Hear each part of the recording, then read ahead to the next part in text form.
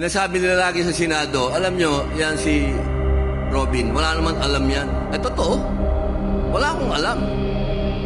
Pero isa lang ang alam ko. Lahat ng ginagawa ni Mayor, Presidente Digong, yun ang sinusundan ko. Wala nang iba.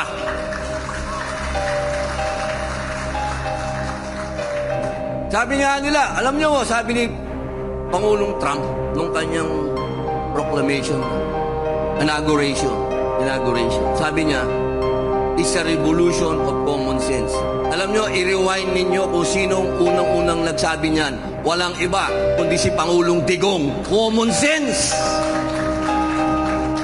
Hindi nyo na kailangan ng matatalino. Ang common sense lang. Alam lang natin na ang tama at ang mali. Yun lang. Sundan lang natin yung disiplina Duterte. Wala nang iba. Wala. Ano ba ang minahal ng taong bayan kay Digong? Ano ba? Yung disiplina. Sumunod ang Pilipino. Pati kriminal na katulad ko, sumunod. Natakot. Kasi kung ano yung sinasabi ni Digong, nangyayari. Ginagawa niya, hindi bulero.